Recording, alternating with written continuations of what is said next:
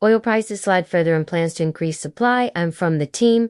Let's talk about the big move in oil prices today. So we reported earlier on the plans by Saudi Arabia and Russia to increase supply. And now we have the price action, which is pretty dramatic. We can see here on the screen West Texas Intermediate, the U.S. benchmark crude oil futures down 6%, trading at around $71 a barrel, and Brent crude, the global benchmark, down about 5% or so, trading just above $75 a barrel. This is a really big move. And of course, the question everybody has is, how far could this go? How low could the price of oil go if the Saudis and the Russians keep flooding the market with more supply? Well, we don't know the answer to that question, obviously. It depends on how much they want to increase production. It depends on how much demand weakens in the global economy. It also depends on what happens with the OPEC Plus group,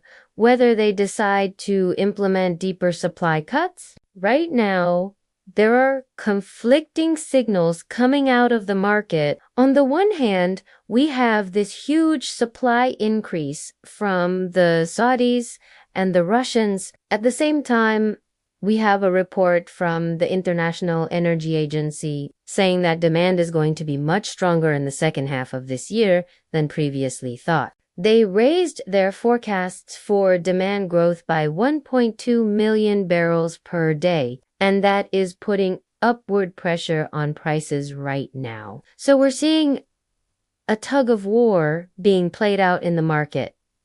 It's very hard to know which way it's going to go. But I think there are a few things that are worth keeping in mind here. First of all, the IEA is not exactly known for its bearish oil price forecasts. In fact, they've been warning for months now that demand is going to remain very strong and that prices could go much higher. So I wouldn't necessarily take their latest forecasts as being super reliable. At the same time, we have to remember that the Saudi decision to increase supply doesn't just affect the oil market. It affects the whole energy complex. If the Saudis are willing to sell more oil, they're also likely to sell more refined products like gasoline and diesel, and that is weighing on those markets as well. We're seeing the price of gasoline fall by almost 10 cents a gallon overnight. That is a huge move. And it is